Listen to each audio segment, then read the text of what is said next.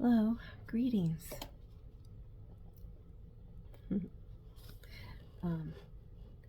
As the weather gets warmer outside, they turn on the AC and it gets really cold. And I could probably turn off the air, but I need a little bit of air in here. So, anyways, how y'all doing? Hope you're doing fine. And I wanted to read a little bit more here today, so let's get started. Hold on. Okay. Oh, so we're on page 69, and this is called, this is episode 10. Okay, I'm gonna start calling them episodes. I'm gonna have to go in and change, and I don't know if I could put in the word episode, but this is episode 10. So when you look for the numbers, this is the one that I'm gonna be reading today. If you've read the others, look for episode 10. I mean, if you've heard the others. Hang on.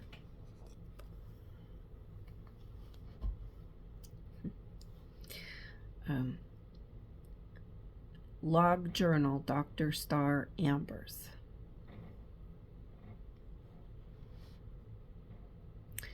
Star Ambers, Professor of Pathology, MD. I try to think of something cheerful. Christmas? No, I cannot think of such things. We have not been able to classify the pathogen. It is still known as 37 UNKN. The only thing is we have managed to contain those who were injured in the riot on September 18th and the aftermath of these 3 weeks past. It took 3 weeks to return everything to somewhat normal, but what is normal? The lockdown lasted 2 weeks. Our team stayed on here. We have made it a temporary apartment here in the basement. We are getting closer to each other, and some days we nearly kill each other. Mrs. Reardon, Ian, and Mrs. Brooks are being kept alive on life support. We have them all on barbiturate-induced comas. Ian was only grazed at the side of his head, which has left him without an ear for a few hours, but it has since grown back. For a few hours, but one has grown back. Okay, they are still kept secured in their beds. We have to induce the comas every 3rd day because they become highly agitated and hard to keep still and quiet. Because the treatment is very expensive, we can only allow 3 to be left in comas. This pathogen has some sort of ability to first make deathly ill, then cause death, then the body comes back to life. Also, any wounds, no matter their severity, and missing organs are healed and replaced. It takes a few hours to days for wounds of minor nature to heal, but more severe wounds or death take up to 3 to 7 days to rise from death and have the worst hunger we have ever experienced. Starving them seems to make them angry, and anger increases the violent behavior, and the hosts become very uncontrollable. So far, the only thing that we can do is upon the first death, remove the head and cremate the body. And the head, cremate the body and the head. Total cremation of the body before it rises again. We have not done this to Ian, his mom, or Mrs. Reardon. We are hoping to learn what we can from them, and if we can cure them, that will be a win-win. Other news media have dubbed us Dr. Zombie Stein or Zombie Doctors, etc., except Keiko Kamaka. He still works with us, trying to report only the truth. He has been fired from Fox TV because they... I meant to take the O out and just make it FX, but who cares at this point? Because they think he is part of a great zombie conspiracy. So he reports from his apartment on a podcast and other website, and on his website, find37cure.com. There are some who think we are experimenting on the dead to create a zombie army for the government. Social media is causing another epidemic, sick stories and false information. Kamaka used Telmed to communicate with us while we were on lockdown. As far as we know, NYC is still up and running. There is no apocalypse, not yet, although there is a report of similar outbreaks in Vermont, Pennsylvania, Ohio, and Washington, D.C. Since we have been on lockdown and busy around the clock to find some cure, we have not been able to reach out very far in our search for Professor Daksha Dani. There are only 3 of us here now. The others we had with CDC have been pulled out. The CDC has declared this a cleared pathogen. They have said that it is contained to those we have in observation. So it has been cleared as no threat. They have taken all bodies they identified from 37th Avenue killings and 3 others. The 2 morgue attendants, Todd and his girlfriend, and John Reardon. We are not too sure what will become of them, but the hospital does not have funds or abilities to keep them all in comas. We are told to send the bodies to 3 different CDC, and they will work with them to find a cure. The 3 centers are Fort Collins, Colorado, Morgantown, West Virginia, and Research Triangle Park, North Carolina. Even the small outbreaks in the other 3 states are not enough to declare this an outbreak or serious threat. Even though they have closed this down, we are still trying to find a cure, but we have to work our usual hours, nothing extra. Keiko says he will go to the Smithsonian and talk to Professor Dani. He leaves tonight. I hope he finds answers. Personal log, August 23. Star Amber's Professor of Pathology, MD. Ian Brooks will remain in my care and observation. The other 2 are being sent to CDC centers. This is being done on the down low. I cannot tell anyone.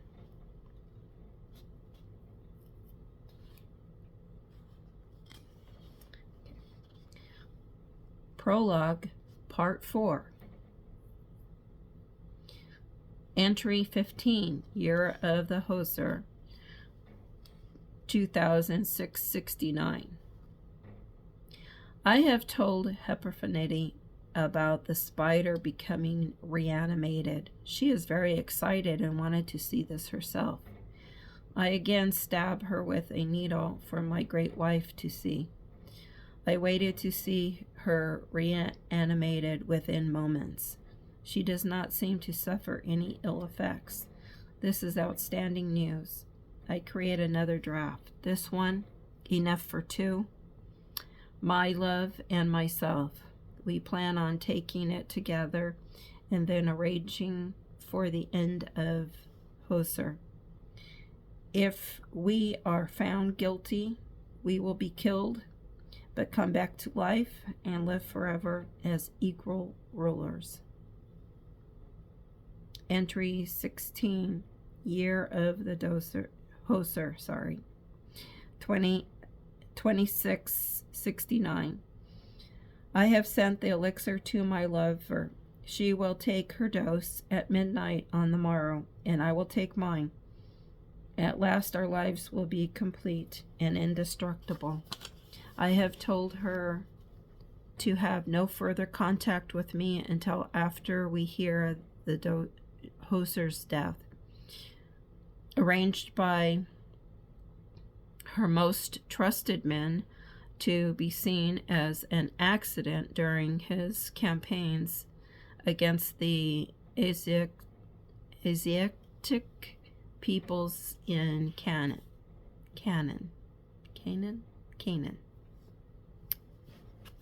Okay, keep going. All right. Washington, D.C. Professor Daksha Dani. My flight lands in Washington, D.C.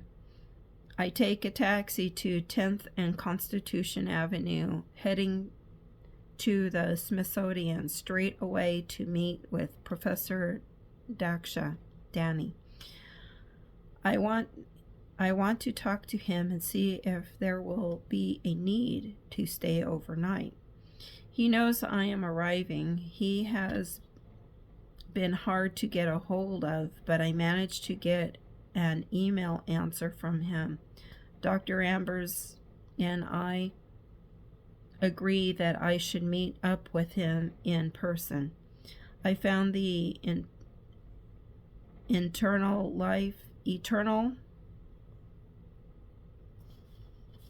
life in Egypt exhibit on the second floor, West Wing.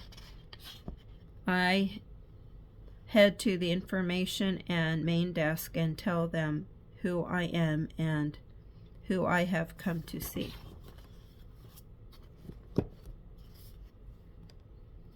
I am asked to wait, and while I do, I look around at the several Egyptian displays. Mr. Kamaka? I jump at the voice as it cuts into the silence of the large room and echoes around me as if a dozen people suddenly said my name. I turn, and even though I am a brown-skinned Hawaiian, I am sure my blush is noticeable.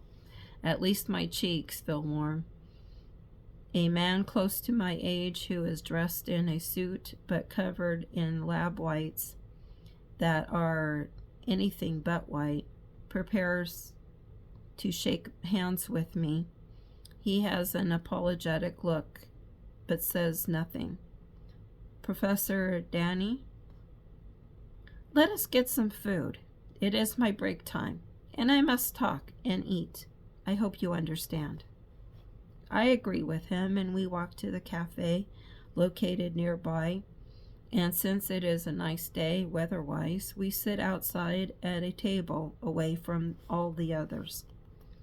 I follow suit. He takes a large salad, and so do I. And green tea, cold.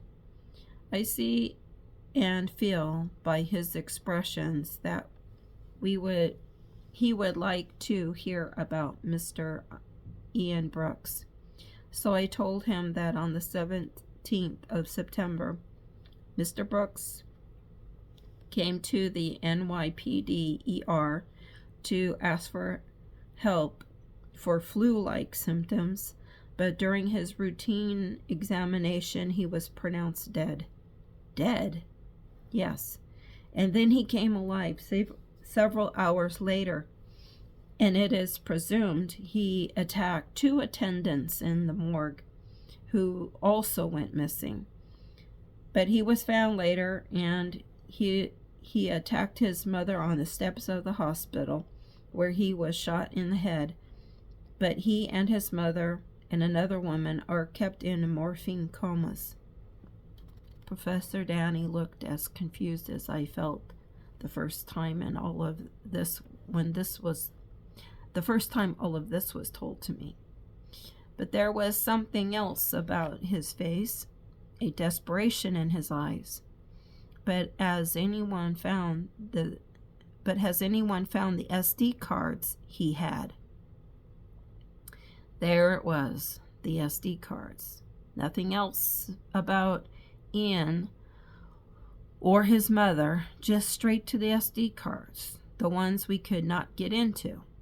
I opened my messenger bag and took out a locked box, took out a key and unlocked it. Professor Dani's eyes were calm, but I sensed a certain anticipation about them. As a reporter, you get good at reading people's faces. Their emotions they try to hide on the outside usually comes out in their eyes. I gave him the box, opened. We have never been able to open these on any laptop or computer.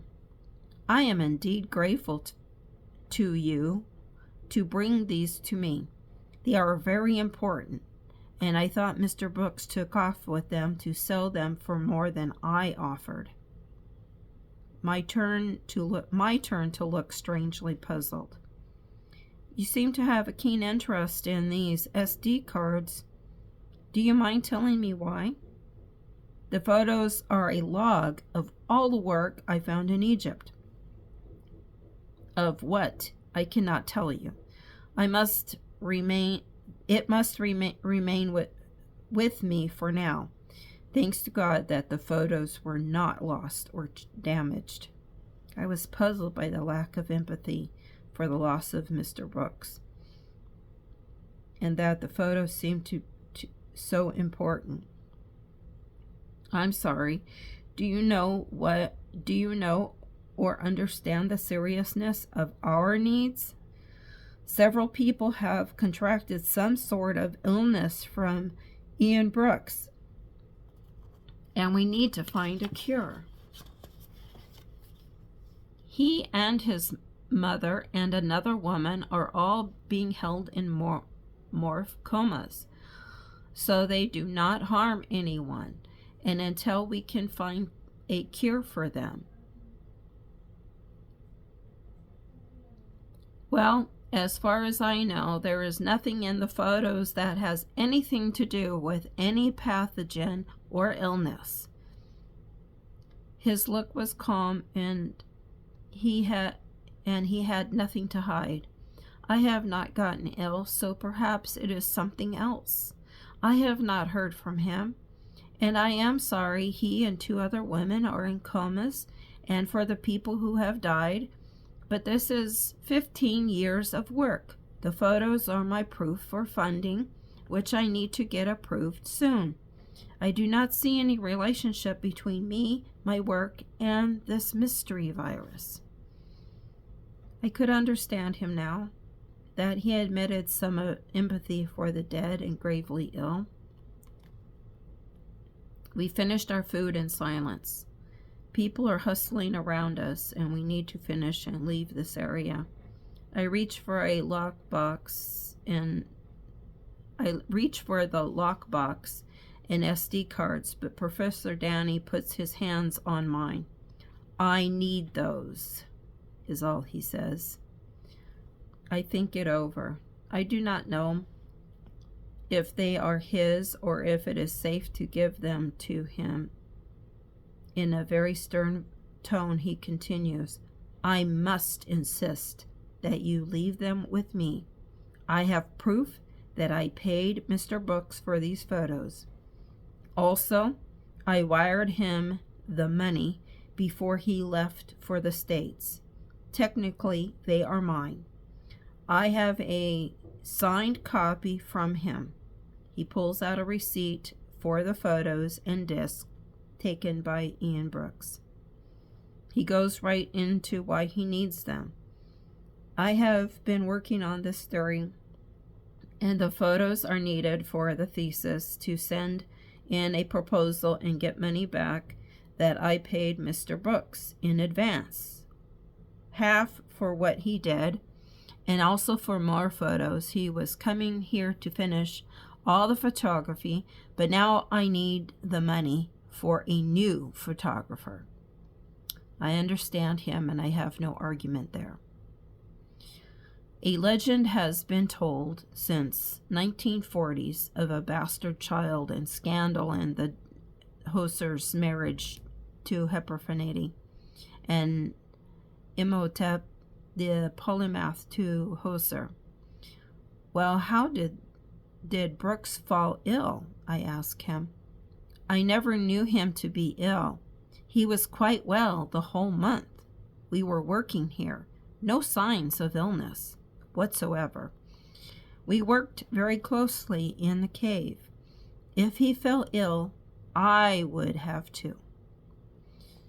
Can you send any of the photographs at all? I asked. I do not see the reason for that, but I will send what I can to your email. Fine. I gave reluctantly Professor Dani the SD cards. As he looks up, he gives me a stern but calm look. I give the box and key to him and shake his hands and take leave. And shake hands and leave. Okay. I do not need to get a room. I make arrangements for a flight to JFK at 8 p.m. I have time to sightsee a little bit. It is really the first time in a while that I have had to myself to just walk around and not have some place to get to. I walk over to Museum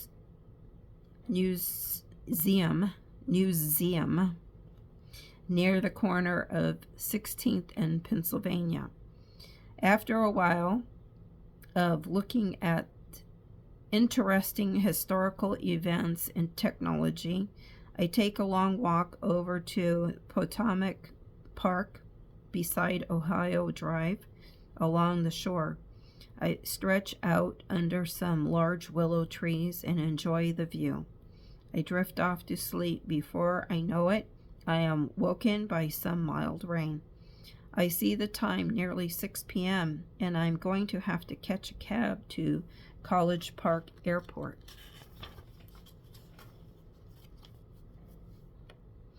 As I am walking around the overpass near the river, I hear someone screaming and also someone making growling sounds of some sort. It is coming from a few feet in front of me, just behind the bridge supports. As I reach where I hear the sounds, I see what appears to be a man on top of a woman. The woman seems old, and there is a shopping cart near them. I assume it to be hers. The man is clothed and in a dirty, torn suit. As my eyes adjust and reach to grab him off of her, he turns to me and attacks me. With my hand and arm close to his mouth, I give him a shove, and he topples off of her and rolls down the embankment and into the river.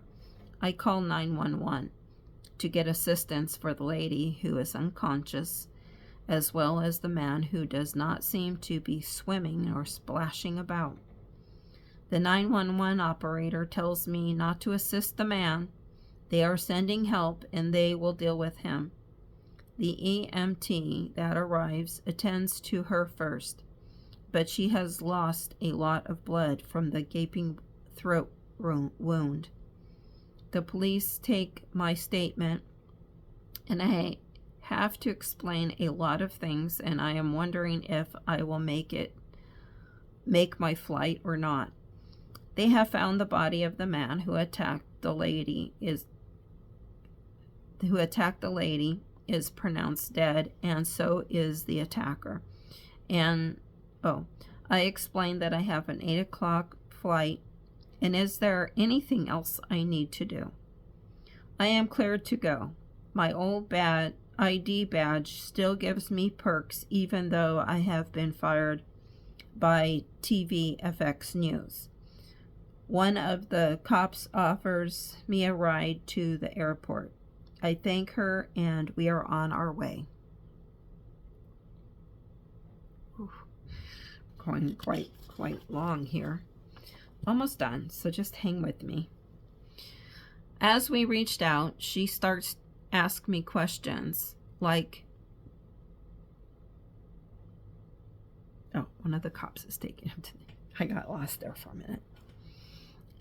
As we are headed out, she starts to ask me questions like why she had not seen me on many news reports lately. She blushes when she admits a crush on me. She is probably 27 and a rookie, so I just told her I am working on a case and just here on assignment. The ride is short, and I thank her for the lift and get out. She stops me at the door and slips me her number. If you are ever back in D.C., she says boldly. I smile and nod. Her face tells me she does not do this sort of thing, so I am nice to her. Thank you. I am pretty busy now, but if I get out here again, I give her a wink. I turn to go. Flight 34 to NYC will be boarding in 1 hour. I just made it. I go to a cocktail lounge and take a beer to go. As I leave, some jerk in a hurry passes by and knocks my drink out of my hand. Hey, I yell, but it is no good. He does not stop nor look back to say sorry. Asshole, I utter to myself. I notice a stinging on my hand. I look to see a slight scratch or tear in the skin. I wonder how that happened. The barkeep saw what happened right out front, so he gets me another beer and mops up the spilled mess. I hear my flight being called, so I head to the gate. I make it to the gate and sit my beer. I am feeling a bit tipsy already. Damn. I am getting to be a lightweight, I say out loud, and only one old lady looks up at me with a frown of judgment on her face. Up above there is a TV with a news update. Oh, wonderful. Highlight FX News, DC, reporting on the river attack. Evidently, he arrived after I took off. Good thing. I look away for a second to hear the boarding information. I look back just as 3 faces go up on the screen of 2 people. One was the man.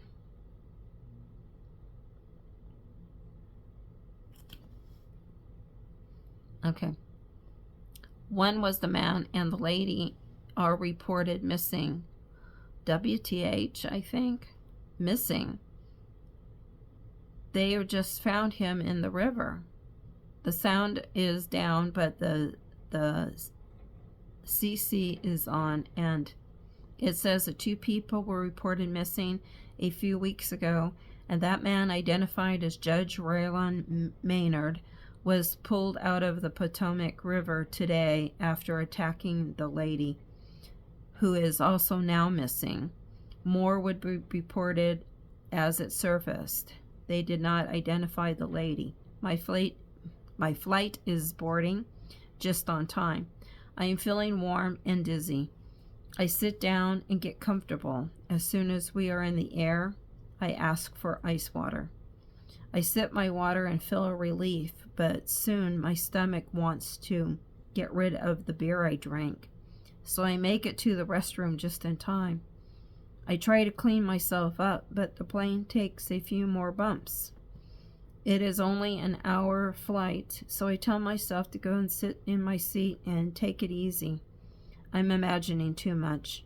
I fall asleep and I dream I am attacked. Okay. So, sorry that went just to 30 minutes and a couple of seconds. So thank you for being here. And I guess I could go ahead and put this up and come back to read a bit more. Thank you for being here.